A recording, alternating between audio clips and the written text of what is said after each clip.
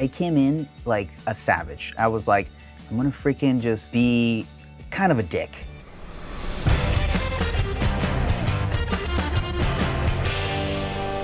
Hey everybody, this is Ryan Ashley, and you're watching No More Ink. We just finished up our epic season 15 finale, and joining me today is one of the 3 incredible finalists, the incredibly talented John Mesa. Hi. Hi, nice to see you. Nice to see you too. Wow, what a run that was, huh? How do you even explain it to people that have not gone through it? Oh man, with words I can't. I just tell you that it was emotional, it was physically exhausting, mentally just pushed me to as far as I could as a tattooer and as a person. Yeah. It's all encompassing. Yeah. It's not just a tattoo contest. It's a fully immersive experience, Yeah, I'll say. I agree. Tell me a little bit about you. How old are you? Where are you from originally? How long have you been tattooing? I'm 40 years old. I'm originally from Dominican Republic. I moved to America when I was 12 years old. I've been tattooing now for 16 years. And I would have never guessed that you're 40. You look good. Thank you. I didn't know you were from the Dominican either. I love it. My dad and my brothers still live there. So I have family there. I go visit like every couple of years. Wow. Just life in New York is hectic. You've been tattooing now for 16. 16 years. It's crazy every time I say it. Is it like an age where you just lose count after so long? Every year though, I know when my anniversary comes up and it's like close to my birthday, so I know that I'm like, oh wow, that's another year down. Tattooing is one of those things that like, I feel like every 7 years or so, like you realize you're like, I still don't know anything. Absolutely. That's a sign that you are truly a good tattooer when you realize that there's still so much more to learn. I think it's when you think to yourself like, I got it, I figured it out, I've mastered it, that you stop learning. Being inquisitive and really trying to figure out more about your craft. For me as a judge, watching you guys tattoo so intimately, it teaches me a lot. Even at the shop, you know, when you're like watching either friends or guest artists tattoo, I feel like there's always something new that you pick up just from watching. I can only imagine like your experience of just looking at so many different type of tattooers and styles. Even watching you tattoo, there were times I would stand there being like, how the does he pull those lines so clean? And I would like try to like pick up on the technique and be like, okay, it's this angle and it's like this speed. Okay, got it. So 16 years ago when you started, the industry was a lot different than it is today. Tattooers that are coming up now have a much different experience than we had when we first started. Yes. And what sort of struggles did you face when you became a tattooer? I think the hardest thing in the beginning was the lack of information available. Now there's so much information just on YouTube, TikTok. There's so many courses that talented tattooers are offering to just show their secrets, and there was nothing like that when I started. You learned from the small circle around you, and then after you got to a certain level, then you traveled, and then you were able to be around other circles. And if you went to a tattoo convention, you could watch people tattoo and maybe pick up a few things here and there. Yep, tattoo magazines, but they just showed you photos. And you're like, how the did they do that? Yes. And then your clients are unfortunately your guinea pigs. I think that the controversy is, you know, some tattooers feel like these new kids have it too easy. Right? Because you should never be resentful of someone having opportunity. That's a good thing, You'll right? get called a gatekeeper real quick. Yeah, absolutely, absolutely. I think it's changing a lot. I hope it's changing for the better. I think it's changing for the better, and I think my only kind of thing that rubs me the wrong way about so much information is that there's some techniques and some things that are being shared that are very advanced. Advanced for even well-versed tattooers. So then you get somebody that is, maybe they can draw, you know? And they think that they can pull off these very advanced techniques really early on, and they're far from it. They're trying to run before they crawl. Yes. I just hope the newcomers and everything retain the same level of respect too, though. Because when you try so hard to get that information, you covet it once you get it, right? You really value it and you have such a respect for tattooing. I hope that's not lost. What about your tattoo style? Do you specialize in anything specific? I'm a very well-rounded and well-versed tattooer, and I think that just comes from tattooing a long time, where I had to do everything that came through the door and try to figure it out and try to get better at it. So I still do at home a lot of different styles of tattooing. My favorite style is Japanese tattooing, but I've been tattooing for so long, I have clients that have gotten all sorts of different things. But I think like the special thing about that is when a client loves you so much and they want to support you so much that no matter what kind of work you're doing, like, you're my guy, I'll come get it from you. So like, I appreciate that so much. Tattooing for 16 years, during that time in history, you had to tattoo anything that walks in the door, I'm right? so glad that I don't have to do a Celtic knot though. That's Celtic like, knot? Yeah, like Celtic knot, armband, that was like a nightmare for me. Infinity symbols. Yeah, now I can be choosy just Yeah. because I have a clientele, but Yeah. if you're a client for many years, I'll do something that I would normally not enjoy, but just Totally. because I respect people that keep coming to me after all these years. Absolutely. Something that not everyone realizes at home or in the competition is how much of a toll it takes being not only out of your comfort zone, but away from your loved ones for Yes. such a long time. Oh yeah. I know both of us have boys, right? You have a little boy. I have a little boy, he's 6. How old is he? 6, 3. 3. So tell me about your son, how you connect with him through art. His name is Leonardo. His mom's name is Leah, so they're so cute because Leo and Leah all the time. He has autism and he's just a super smart kid. Doesn't talk a lot, but is just a sweetheart, and he loves to draw, he loves to create, loves to build things. We could sit together and draw together for a long time. Daddy, I miss you. Please come home soon. So that was like the hardest part, being away from him, that most of our interactions come from real life, sitting together and spending time together. So that was like super tough being away from him this whole time, and I was just like, oh man, this is Yeah. like rough. Yeah. Because like, you know, missing that little bit of just like, Comfort yeah, you know? and love. You don't realize what it does to you until you don't have it anymore. Yeah. And then you miss it, right? Oh my God. How lovely is that though? You guys can just sit and draw together. It's nice that we can just hang out, dude, Yeah, and just just hang enjoy out. each other's company. Well, it's like an energetic connection too, you know? I love that. So we have a little artist on our hands Yes. then. What does your son specialize in? I mean, he loves to draw monsters. Creepy monsters? His like favorite monster is like a one-eyed green guy. He just draws them all the time. The day that I like drew it for him, he was like, mind blown. He was like, wow. It's like you're a superhero. Yeah, he thinks like Dad's a magician. I'm thinking we should look through some of your portfolio and look at some of the tattoos that you've done prior to the competition. Let's do it. Let's check it out. Super cool, dude. Thank you. It was fun to do something different, more of like a neo-traditional style for me than what I normally do. I started doing neo-traditional stuff when I tattooed, 10 years ago. It's funny to do it now, like every now and then, because it's just not how my brain Works. tries to. Yeah, so I have to like really make sure that I do almost a full rendering of it before I even start tattooing it. If not, I'm just like, my brain starts going to black and gray. Yeah. Whoa. Is this where you learned about the 2 markings on the top of a lion's eye? So, I mean, I do a lot of like cats and lions and tigers, and I love to draw them. It's one of those like little tiny things that they're real subtle, but they give them personality and character.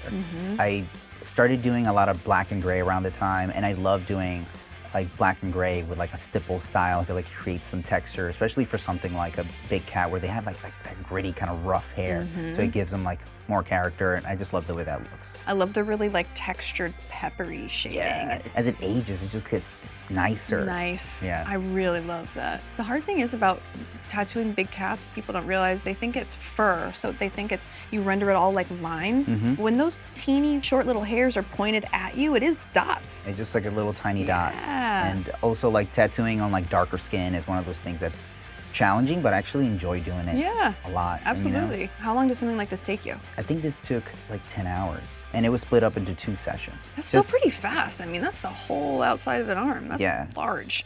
I love it. I love how you put all of the black speckles in, like over the orange and yellow blend, like the texture and everything of them. Thank you. Really cool. It's the one thing that I'm so sad that I didn't do. A koi fish?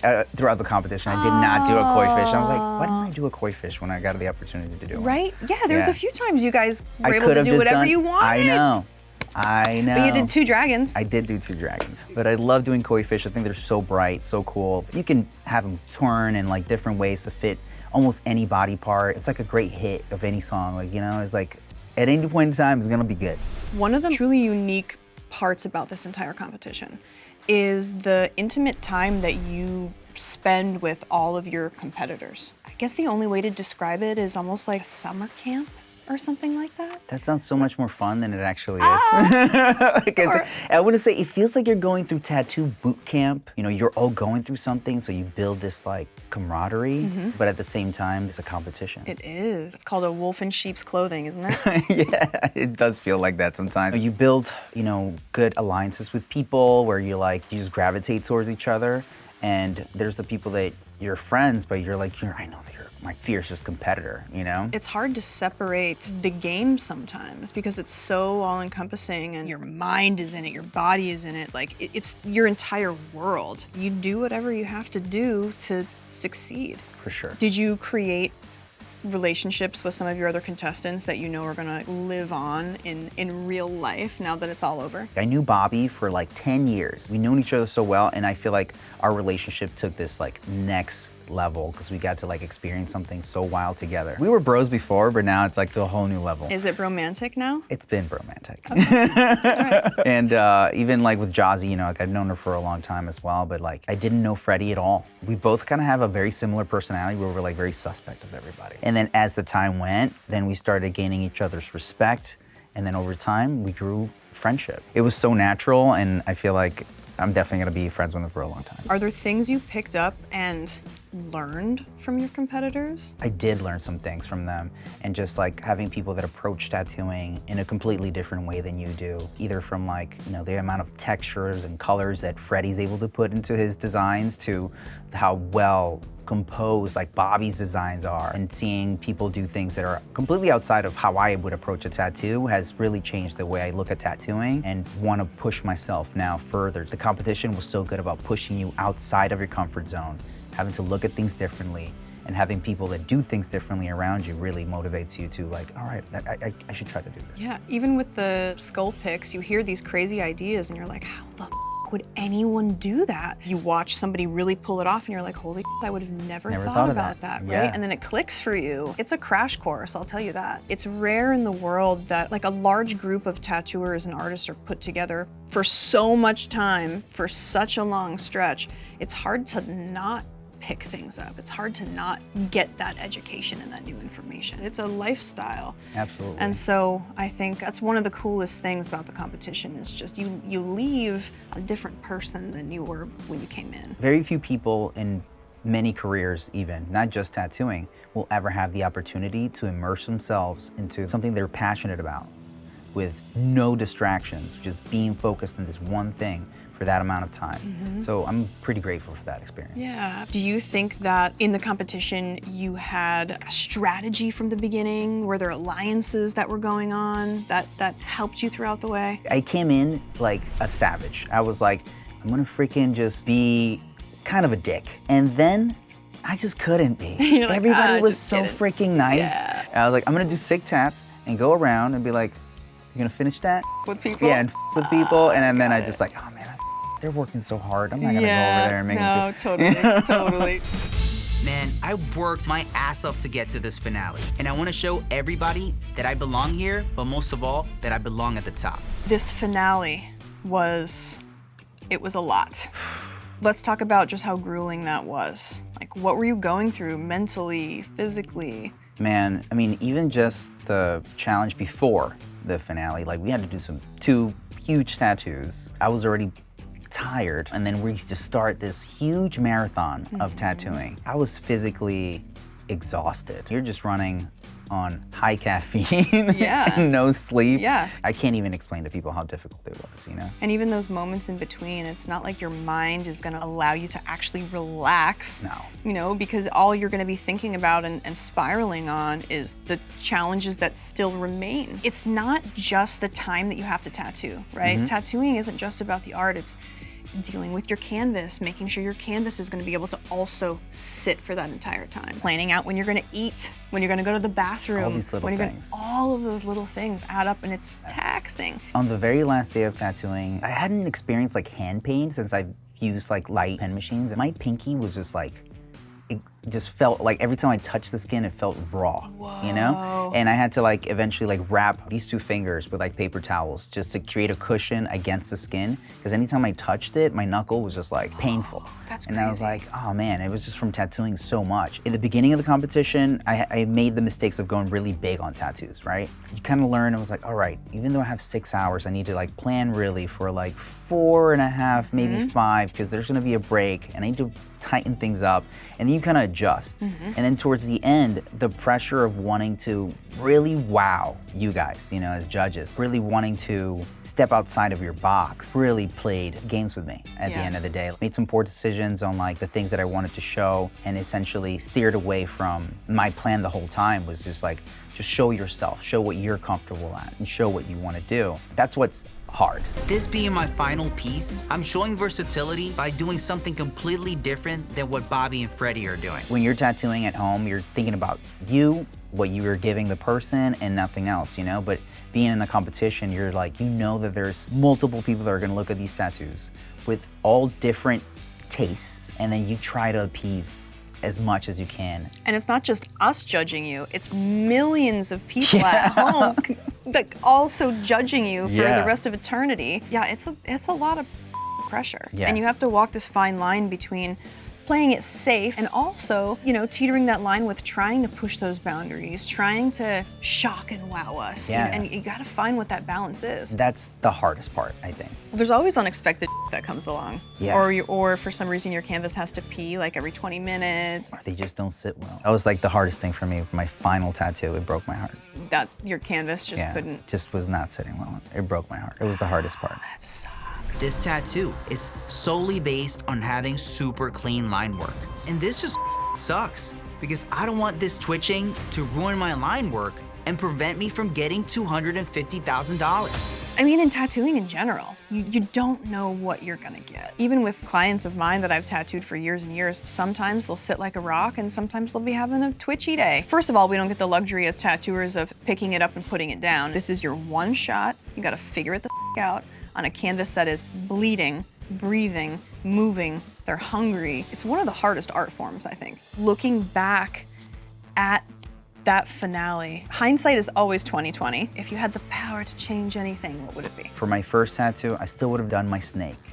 For my second tattoo, for my female form, I would have done actually a more of like a Japanese geisha style. And then third tattoo, I would have went also with a Japanese style and did 3 Japanese panels that all really went along, still together, but more in styles where I just feel very comfortable tattooing. Right. Instead of doing things that were outside of what I normally do to show more versatility. Yeah. And I think that would have been it. Yeah, it's tough because versatility is so important. Yeah. That's what an ink master is, being able to take on anything that's thrown at you and all of that. In my opinion, I mean, you did a couple of really good tattoos this season. That snake was killer. Oh, thank you. It is the biggest tattoo that I've ever done in one sitting on anyone. Ever? In one sitting, just one day, that is the biggest tattoo I've ever done. Wow. You know, even like, I did like a 10-hour back piece of like peonies on a girl once, you know? She was dying, but this was still bigger. When I saw the stencil, I was like, this could be like a full arm sleeve on someone or just a full back, because it was this whole leg. A leg doesn't seem like that big of a deal until you actually make it flat. When you actually lay it flat, you're like, holy, it's a lot of space to cover. Freddie, you have earned the 2nd spot in the top 2. John, you do not have what it takes to be Ink Master. Well, I thought this finale was honestly fantastic. It was one of the hardest decisions I've had to make, especially in the Ink Master world. You guys crushed. You did awesome. Thank you. I was thinking maybe we can play a little game. I'd love that. It's called the Smash Challenge. You're gonna get a hammer and about 14 wine glasses, and we're gonna give you 20 seconds. Is this real life? No.